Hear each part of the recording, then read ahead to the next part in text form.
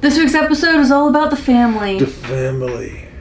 That's right. We saw F9, the Fast Saga, and we also saw The Tomorrow War, the new Amazon Prime Video with Chris Pratt.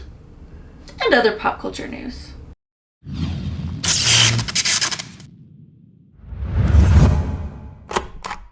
After so many delays and months of watching the trailers, we finally got to see F9, the Fast Saga, and it was worth the wait. Yeah, we finally saw it, like when this went to family. Yeah. And this one, there's even more family. Much family. Yeah, we learned so much more about the Toretto family. No mom. Yeah. Apparently, all the movies. Did they ever? Right. Does he ever mention the mom? I don't know. Maybe he's saving that for later. Yeah. Since there will be more. Yeah, there definitely will be more. So F9, the Fast Saga, which I don't know, why didn't they call the Fast and Furious Saga? They call the Fast Saga. That's a great question. They want to make it short. But anyways, premiered this week. We saw it, and it was fun. It was good. It had everything the other movies had. It was, but more and bigger. Yeah. It had heart. It had the family. It was funny. Yeah. And had the biggest action stunts Hollywood has been put out the last couple of years. Yeah. This one using like a lot of practicals and a lot of actually blowing up cars and crashing stuff. There's the CGI, but it's very little. Yeah. They actually go to the moon this time. Not all the way to the moon. So spoiler alert before we get more. Yes. So the movie starts with one Dominic Toretto and what's the last name? Letty? Yeah, Letty Guadalupe de la Ascension. I can't remember her last name. And one Letty living hidden in a farm. They both are raising Toretto's kid, Brian Toretto. And so Toretto is taking care of the family. He's fixing a tractor with the young Brian. So it's like he's teaching him a little bit of mechanics right there. And Letty is taking care of the house. The house has some plumbing heater problems. So they both working together to raise that family. And when someone arrives. And it would be like more dramatic if they didn't show that in the trailer. And that's one thing these days, There's a lot of fun, cool stuff that they show in the trailer. That would be a cool surprise to see when you actually watch the movie. So when people arrive, so they tell Brian, it's like, you know what to do. So the kid goes and hide on the ground. They get guns and get ready for action. But then when the car approaches, is actually Roman... Tez, is that his name? Tej and Ramsey. And Roman says, hey, it's me! So they get together and the group tell Toretto and Letty that, hey, Mr. Nobody's plane crashed. He had, what's a bucket? Cypher. He had arrested Cypher, but someone took his plane down and took, apparently took Cypher. And that was one thing that was kind of... So they took Cypher. Did he die? Did they take him? What happened to him? That's a good question. And given that this is Mr. Nobody, it could be anything. Given the fact that it's Mr. Nobody and there was no body, no evidence of anything, he can totally come back. It was Mr. Nobody, but there was nobody, so he was there. Anyways, so... But before the plane went down, he managed to send out a distress call, and he sent it only to them, and there was a bunch of other data with it. So boom, right off the bat, we've got their mission. Yes. But Toretto said, no, I'm done. I'm for the family now. I was like, but like they don't say it, but they kind of intend it, like, but we are the family too, man. And this guy, this lady that ran away, she killed she killed the mother of your son. Yeah. So you are involved, but she's like, no. So the guys left to go take care of the kid, but Letty's like, hey, I can't look away from family. But he was like, oh, but Brian did. But Brian died. I mean, the actor died. Brian actually didn't die. But so she decides to go, and then Toretto was like, starts thinking more about it. And he go watch the message again. He go watches the video again, and when he does, he saw the same cross pendant he has Bum, bum, bum. on the person that runs behind and grabs Mr. Nobody, and just like, oh, and then flashbacks. Yeah, and so the flashbacks are featured throughout the film. Flashback to a racetrack, and this is like an old school NASCAR type situation. So the driver wearing a helmet, but he's got Toretto on his jumpsuit, and he pulls into a pit stop, and we see a very like a teenage, I guess not teenage, maybe like early 20s Dom. That's the thing I quite didn't like about the casting of the young Dom, young Jacob, and young Mia. It's like it's 89, right? So let's do a quick math here. If it's 89 and they are 20, right? Yep. How old they are now? Like 50 something. 50. Yeah. So not 50. So let's say 40s, right? 40s would be an okay age for him to go around and kick butts and drive crazy cars, right? Yeah. 50 is like stretching a little bit. So let's say it's 40. That would make them 10. Yeah. So not 40. Yeah. So let's say 15. That will make them 45. 45. I guess Seems reasonable. that's a yeah.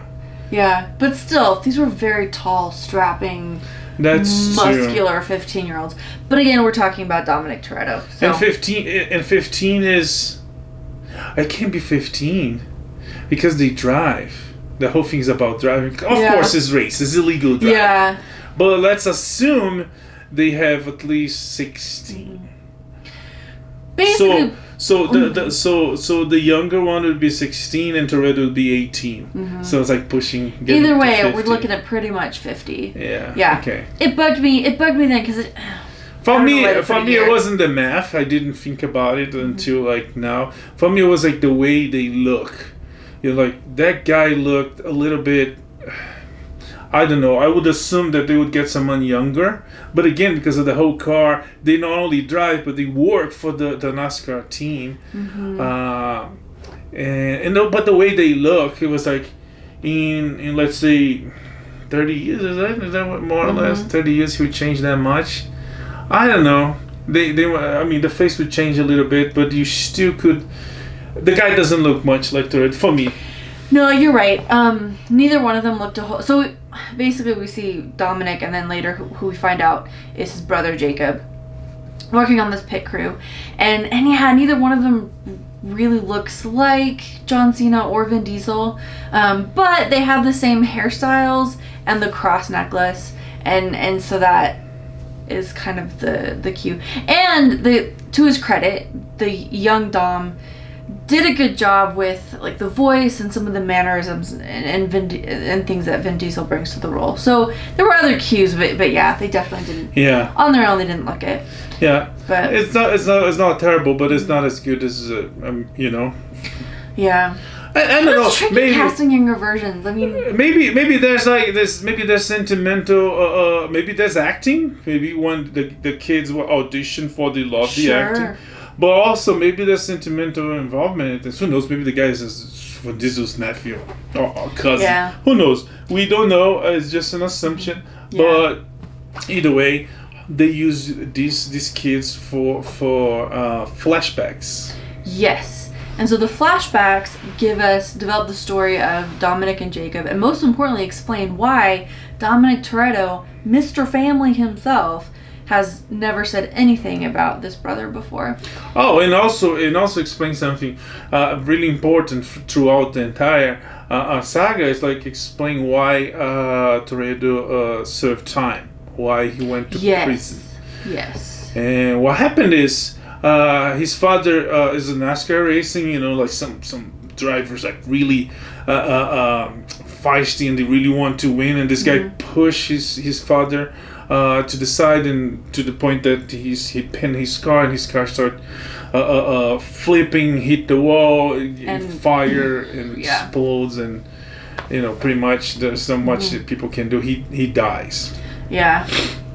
So the flashbacks are split throughout the movie. So just giving you a context like of the whole thing right here. Yeah. After the race, his father dies. So he's talking to the what do they call the guy in charge of the pit crew, the pit chief, the team manager. So, and it's one Michael Rooker, right? They work together since they worked. Guardians of the Galaxy, right? So when Michael Rooker's talking to them, what they have to do on some papers they have to sign.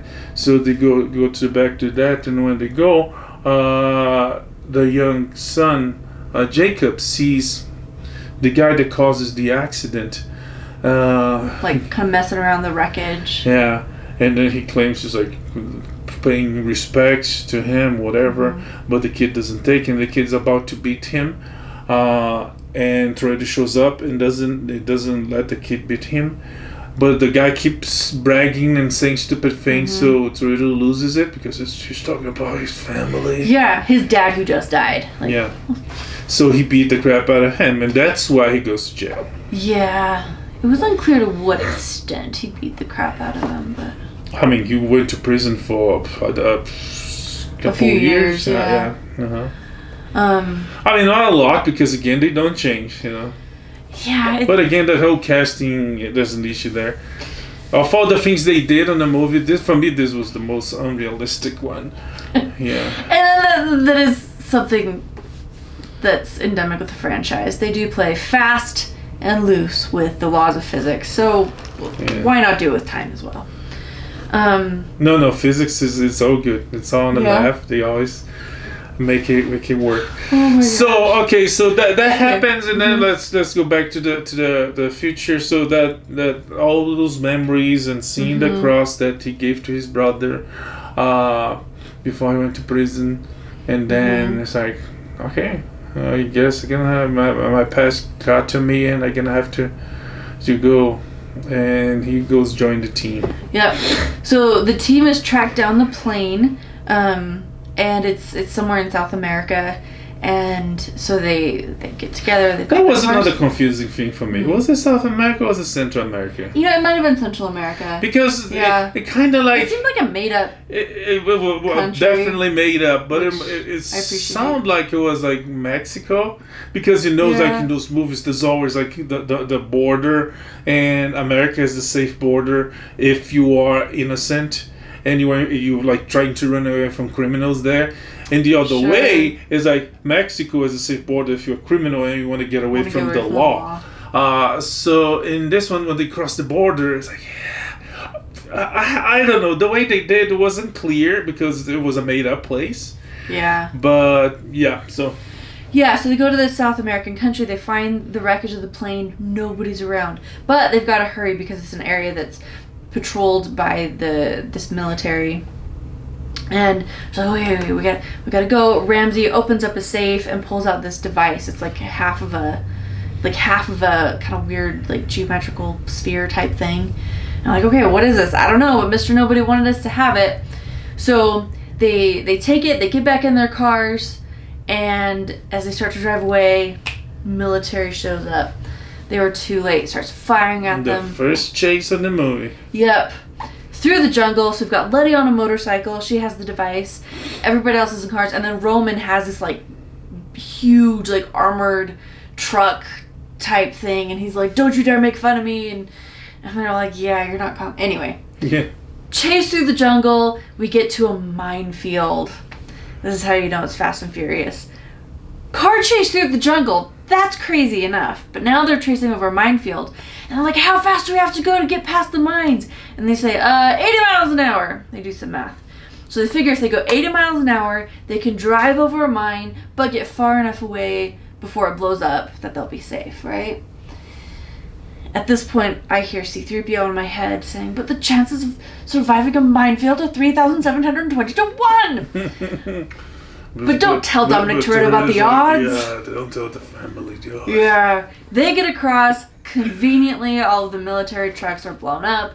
But they're still getting chased. And at this point, finally, another Dodge Charger shows up. What the heck? Is it another Charger? What happens? Yes. What happens is I can't remember if she falls on the bike or something blows up. Yes. Anyways, Letty that is carrying the payload drops this thing, and then Toretto gets there, open the doors, like, yeah, let's go. So she's about to get it, and then this car and drive by. He doesn't stop. He grabbed the thing and keeps moving. But not before looking pointedly at Dom. Yeah. And we see, no question, this is Jacob Toretto / John Cena. So then he starts running away, and Toretto's like, nope, that's not gonna happen. I also just want to jump in and point out here that Letty didn't just fall off the bike. I think she did hit a mine or something. Was it mine? Can't remember. Blows up. She goes flying through the air, like 20, 30 feet in the air. No helmet. Going 80 plus miles an hour through the jungle. But she's okay because Dominic catches her on the hood of his Charger. That's so right. Yeah. The car brakes her fall. That's right. Don't worry. Yeah. It's a family car. Yeah. But so then they start chasing Jacob. And he's about to get to Jacob, but before that happens, a plane shows up in the horizon and flies close. And as it gets close, it drops like sort of claws, magnetic claws that suck the car. No, he drives off the edge of a cliff. Oh, that's right. And then the plane catches him. This is in the trailer. Yeah. Yeah. So he drives through the cliff, and you think, oh, he's gonna die. Okay, the end of the movie. But then the plane goes and catches and flies away. So we have two problems there. Toretto flew away, and there was a bridge there. But and there was like another, like, I don't know, kind of a Indiana Jones type of sequence. It's like so unrealistic to the time period standpoint. It's a wood and ropes bridge, 4 cars. There's across the border. To cross an international border. It's a classic fiction trope that never happened. Yes. Maybe, if you know, let me know. The only way to safety. I'm pretty sure it doesn't happen in real life. No. It's an old, like Incan Mayan time bridge that goes across a border. I'm pretty sure there's no country with a border that goes into a... Not that type of bridge. Not that type of bridge. Or even all the types of bridge. I doubt. Anyways. But Taj and Roman and Ramsey they went over it in their Jeep, but it collapsed. So they barely make it across. Yes. So now what are Dom and this Letty sequence gonna that they do? like driving the bridge falling is like the edge of impossible. That's definitely how these things work. Yeah. But they make it. But there's no bridge. And because Jacob jumps into the precipice, but the plane saves him. But Toretto and Letty is like, hey, the military is gonna go get us. Yep, they've got to cross the border, otherwise the military is gonna get them. So what does he do? There's a lot of like emergency brakes and all this other stuff spinning around, and he drives over the edge of the cliff. Simple stuff. There's tutorials on YouTube to do that. Knows the standard. But does in just such a way that one of the ropes that's still attached, that's still connecting the two sides, gets caught in his axle, and he uses that to sort of Tarzan swing the car across to the other side, and they crash, roll, and climb out of the car unscathed. Which was actually, I thought it was pretty good. Because, it was a good shot. Because, no, the shot was incredible. It was like the landing, because the trailer shows that, but doesn't show the landing. And the landing, one could think, this is going to be so unrealistic. You're just going to drive out. No, they actually crash. Yeah, the car wrecks. Yeah, credit where credit is due. And so the team was like, oh, crap. So what do we do now? So they find their way to one of Mr. Nobody's hideouts. They figure out what this device is. The other half. Yeah, they've got to find... So there's... Jacob has one half. There's another half somewhere. And then there's this key. And once it's activated, it will allow him to basically take over every weapon system in the world, control all of it instantaneously, and basically become like... the God of War. Yes. The device is called Ares. So like, great, we got to stop this. How are we going to do it? We're going to split up. There's 3 ways, actually. Yeah. At this point, Mia shows up. Yeah. Yeah. Yeah. Mia shows up, and she and Letty go to Japan, investigate, because apparently before he died, Han sent a postcard with cryptic message. That's okay. Let's go there and see what we can find. Yeah. Eventually, they find that Han is alive. He joined them and explains how everything happened, and we find out that the key.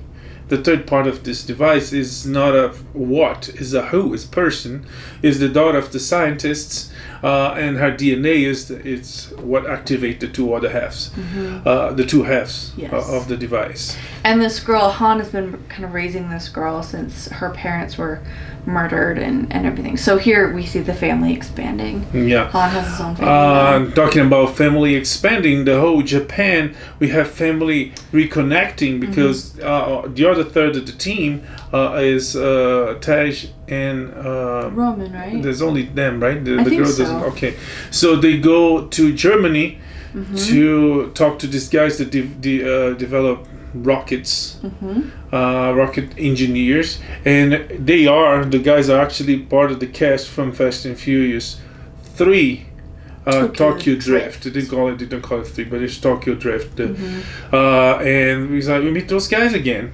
and the family is like getting more and more connected. So in the other half, Toretto and Ramsey. Is there anyone else? Toretto goes off on his own, doesn't he? So what happened to Ramsey? I guess she was busy. I think she stays at the hideout. She's busy. No. I lose track. Anyways, so he goes to London to talk to Madame Shaw, the mother of one Owen Shaw and Deckard Shaw. And she gives him the information about where to find Jacob. But before that, they run through London being chased by police in this super fancy car. She drives it, and she's, the kids earn her driving skills. She's not a bad driver. So she drops him at the mansion full of girls in white. There's only girls, right? There's no boys dancing, right? There's only just girls. girls. Girls in white for some reason. And there's a mention of this rich guy financing Jacob.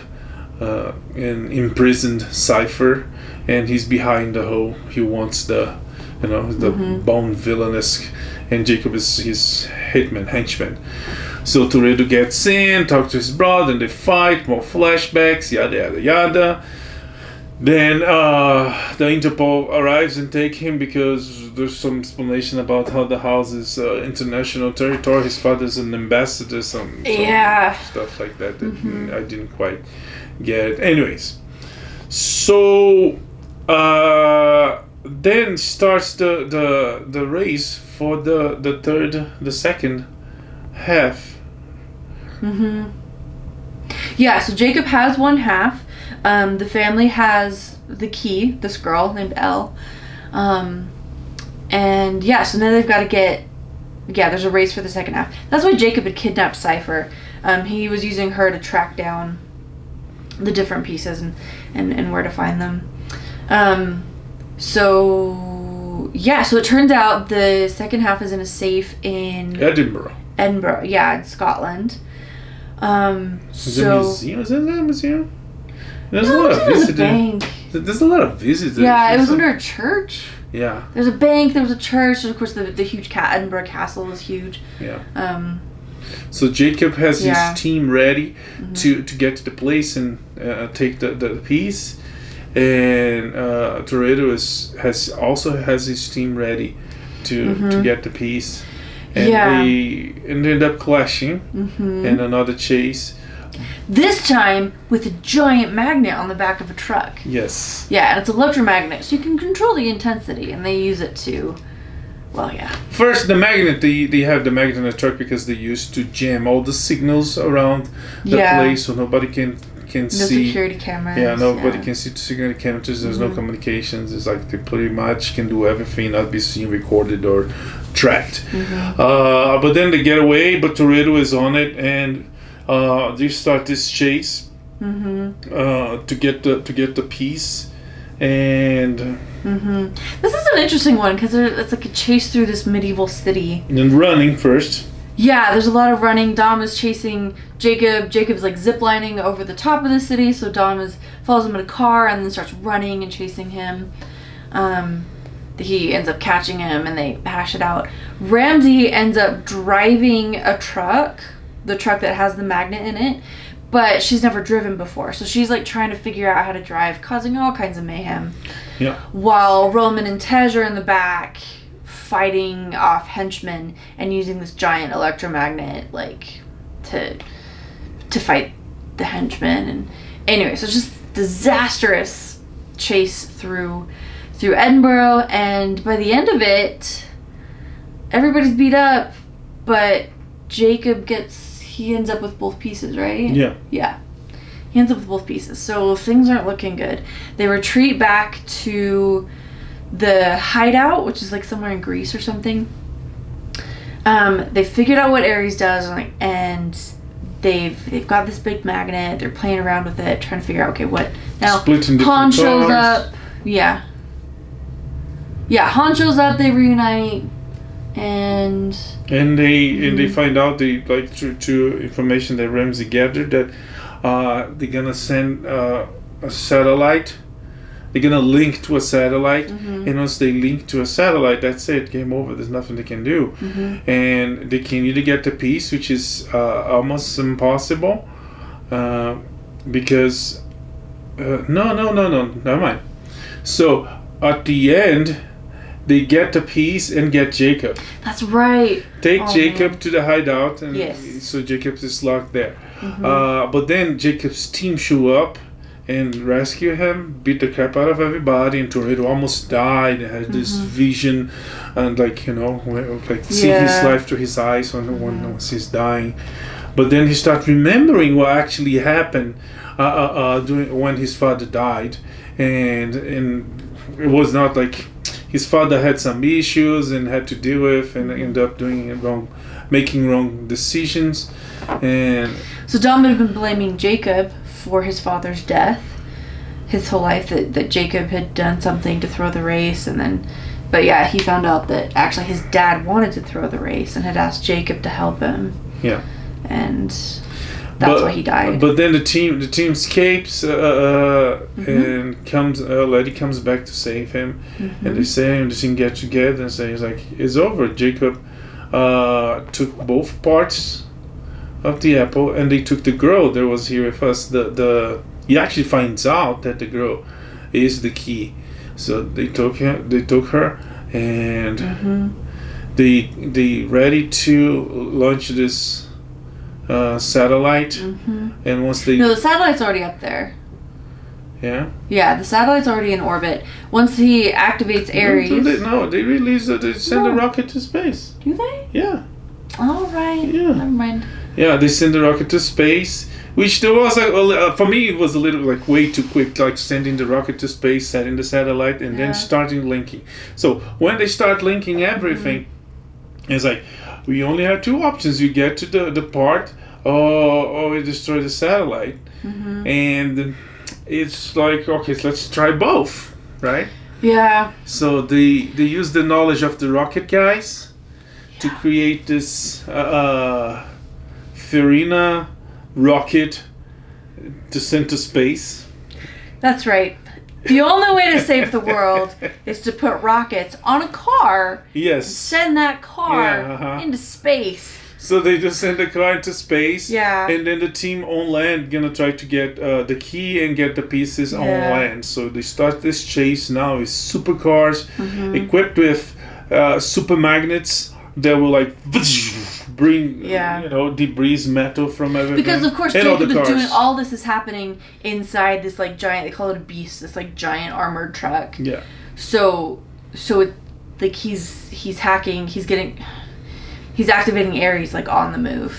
Yes. So not only do we have a car in space, but we also get to have a car chase on the ground. Yeah. So the guys, the car rocket is thrown out of a plane, and then activate the rockets, and then goes to outer space. Roman and Tash are the ones there. Now, you might be thinking to yourself, this is ridiculous. This doesn't make any sense. This is impossible. But don't worry, Tej explains in one of the most blatantly ridiculous lines of the entire franchise. He just says don't even, because Roman is freaking out ridiculous. justifiably. Between the first flight of the Wright brothers and the moon landing was only 66 years. Yes, I'm familiar. So please note the moon landing happened not in a 1980 something sedan with rockets strapped to it. They upgraded it. It's not just sedan. They did the whole thing with duct tape. But the point remains. But Tej actually says it's all physics, man. It's just the laws of physics, and the numbers don't lie. I'm dying in the theater. You don't get to be a Fast and Furious franchise and say, "Don't worry." Yeah, physics is on our side. No, it's the sky is not the limit anymore. No, it's not. Oh my gosh. So they get up there, but they have magnets on their car too.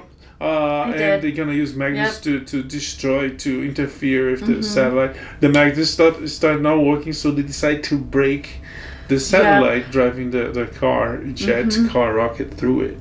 Yeah. Down on Earth, this amazing chase to the streets of Brzezinski, whatever that place is. It's Cologne or... No, Cologne is the rocket test.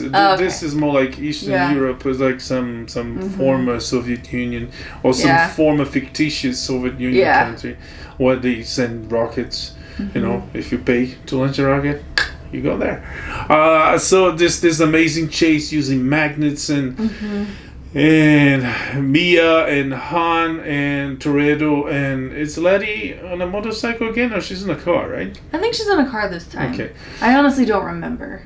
So they eliminate all the cars around the big truck, and once they do it, they use the magnets of the two front cars to attach to the beast and starts braking and putting in front, so the beast flips in this amazing shot of this gigantic truck.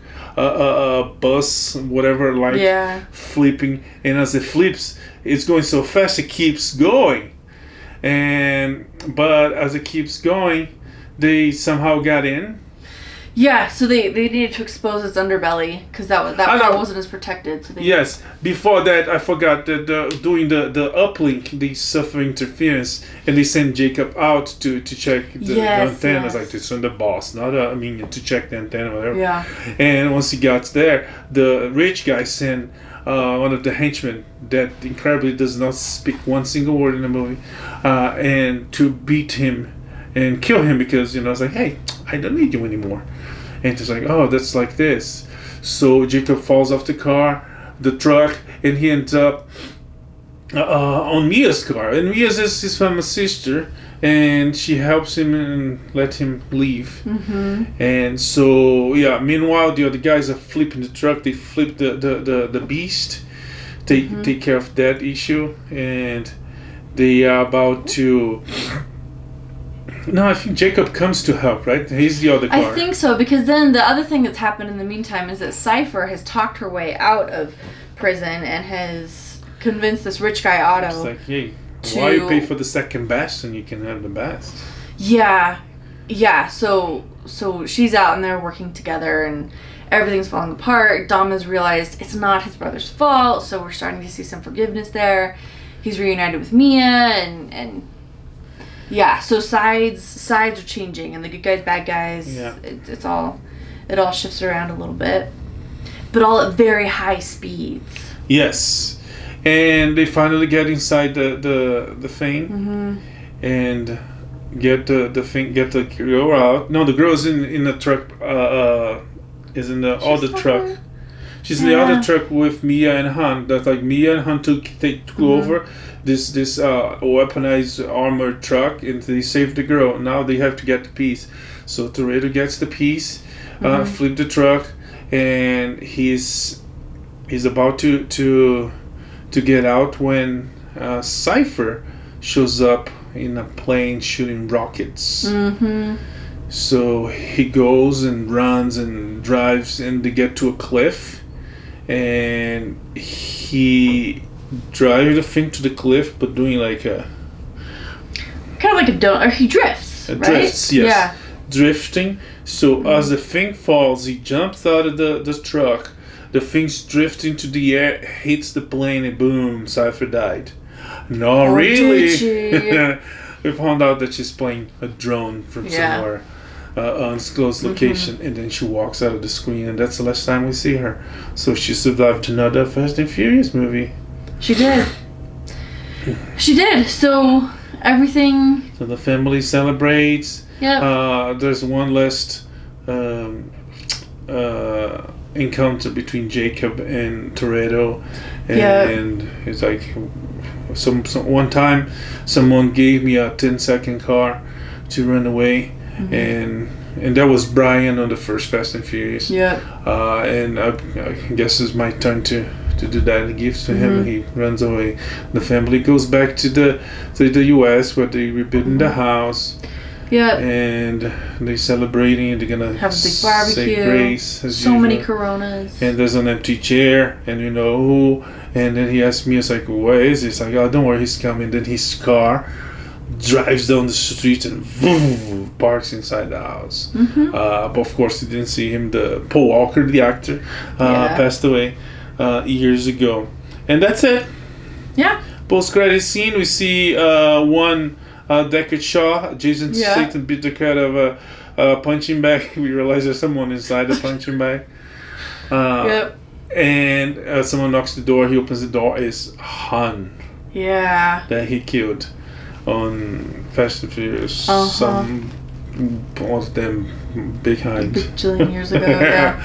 No, that's it. And all that is like with a lot of funny moments, funny jokes. It's entertaining. The cast is diverse, and they all have their strengths, and they all have their Yeah. There's already rumors. The movie is doing terrifically. It's beating all the records at box office since we got back from COVID. So until now, the record was Memorial Day, the previous holiday. Now this one is dominating it, breaking those records, past 100 million.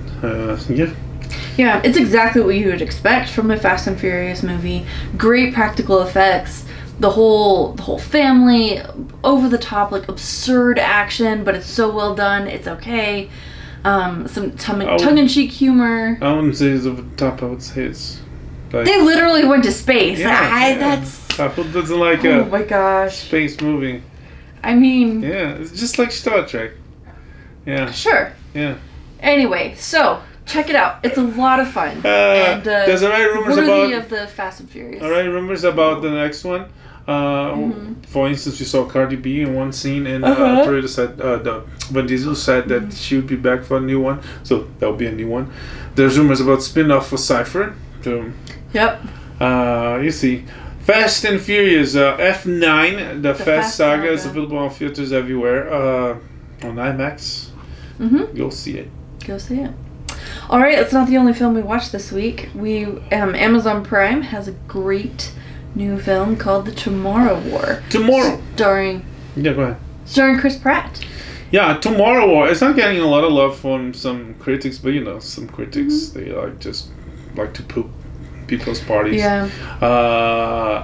But the movie is fun. The movie is entertaining. Yeah. It has action. It has heart, and cool special effects, cool aliens, and I don't feel like I've seen it before. Yeah. Like it is an action movie, but they have enough going on with story and other stuff that it was interesting and engaging. Yeah, there's some plot holes, but like pretty much every movie does. Yeah. Because the writers are either lazy, or they are so smart to the point that they count that the audiences will not notice. I mean, they think they're so smart. They think the audiences will not notice or forget about it. So yeah, it's understandable. It's nothing's perfect. And it's life, but it's fun. I recommend. We recommend. There's not like if you see some low scores, and there's like some critics like giving low scores, like the audience's scores is up there. So there's always something like that. If a critic loves a movie, the audience probably gonna hate it because it's not often that critics and audiences truly see eye to eye. But this one I think is totally worth your time if you're into the alien action war movie time travel. Yeah. So the movie starts in the future. It starts in the future. No, it starts in the present. No, it goes like 28 years before. Oh, that's right. Yeah, it starts in the future. Yeah. With the troops arriving at this battlefield in the future. And crashing into a swimming pool or something. Yeah, falling from the sky. Yeah. And then it cuts back to 28 years earlier when doing a soccer game at Brazil. Yeah, World Cup game. Yeah, final. Brazil and some undisclosed team because it's not colors will make sense. The logo that makes sense. Yeah. This big battalion of soldiers from the future arrive at the stadium, and it's like, we are from the future. We need your help to fight this war. The ultimate war, the last war that will send mankind into extinction. Yeah. And so they come and they explain the future. These alien things are eating everything. We're losing it. We need to send you guys. They are willing. First they send the willing people to fight for your sons, your grandsons, and they go. Yeah, so very quickly the world governments unite. They start sending world military. They start sending, and then they start drafting people to go. And Chris Pratt is a veteran who teaches high school science, but is a scientist, is passionate about it. He gets drafted, and off he goes to basic. And I don't know, I'm going kind of fast. No, that's okay. Yeah. So they go. So they send these people, and there's like all sorts of people because they need everybody they can have. Yeah. They go to the future, and when they get there, they fight the monsters, and we find out that one of the commanders is actually Chris Pratt's daughter. Yeah. Not in a sort, not so surprised because the adult daughter looks a lot like the mother. Yeah. And so we learn from her that it's like last time I saw my father. So we learned from her that her timeline, he went back and they lost. He survived, but they went back, and I guess because they lost, it caused all sorts of trauma in him, or maybe that and something else. But they split. So he leaves his wife. Leaves his daughter. It's like, you promised you would be there for me, and you did just like your father and left. And his father, J.K. Simmons, is there, and we learn a little bit about that. So he goes and fight, and with the help of the daughter, they create this toxin. Yeah, they finally figure out a toxin to destroy them. She's like, you got to take this back, manufacture it, send it back to us. Yeah. But as he goes back with humanity, I mean, by this time there are only 500,000 human beings left on the planet. Like, this is an extinction level crisis. He goes back, but the aliens have destroyed, as he's going back, they destroy the time jumping device, and so now it's impossible for him to get back to the future. So he's got to figure out what to do. Find some people. Sam Richardson is which again I think it's one of the plot holes. Is like, if they know the future, they could prepare, right? And if they know of the future, and even if they can prepare now that they have the proper weapon, they could prepare that already. But the solution was linked to the fact that he had to go back to the future. Yeah. Anyways, but once he comes back to the past and there's no way back into the future, there's this whole, it's almost like it's two different movies. Yeah. And this for me is where it starts to get a little bit long and the plot gets a little bit messy, because we have Chris Pratt has a lot of baggage with his dad, J.K. Simmons, who's a Vietnam vet who abandoned him and his mom, but now is like the only person who can help him finish this mission and save humanity. So we've got all that baggage.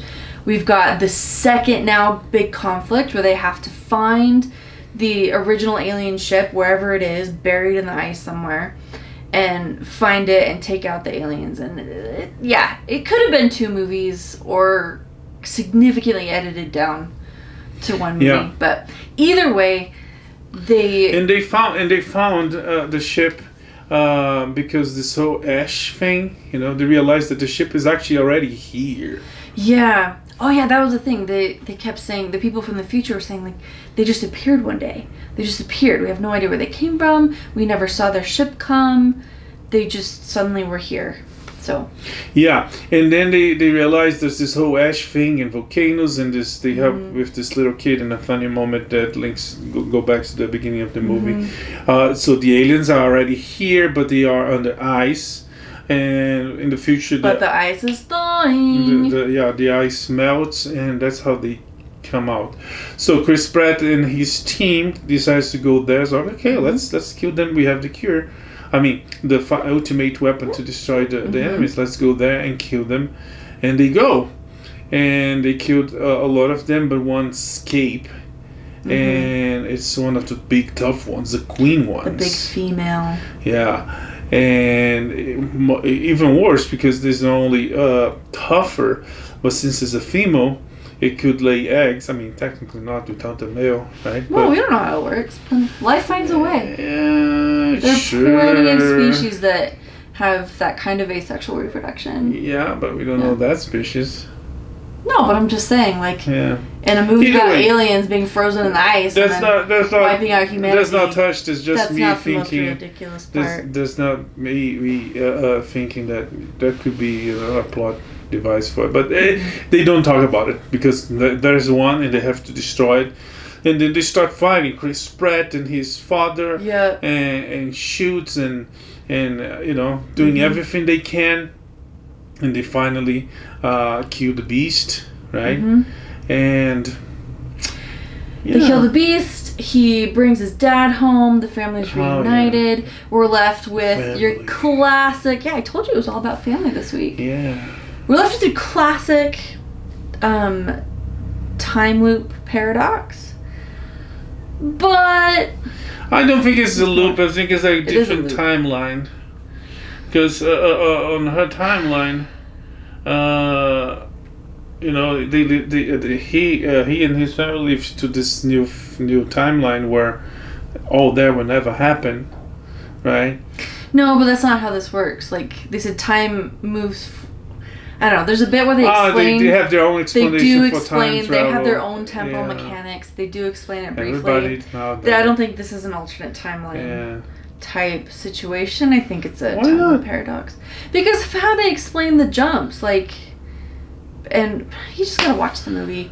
I watched the movie. No, I'm talking to the viewers there, but also I say this all the time with time travel. You cannot overthink it because it doesn't work as a plot. There will always be flaws. This is the huge flaw with Endgame, having so much of the plot hinge on time travel. And then trying to explain the time, like it doesn't work. There are no rules. So it doesn't work. When Spock goes back in time on Star Trek Abrams, so Spock goes back in time and do this whole meddling with the timeline. Well, he didn't meddle with the timeline. He changed things. He talked to Spock, to Kirk, and changed things because Kirk only was about because they came to find him. He wasn't the one who changed the timeline. It was Nero who messed with it. But he affects it, or Nero. Either way, Spock and he goes back and changes.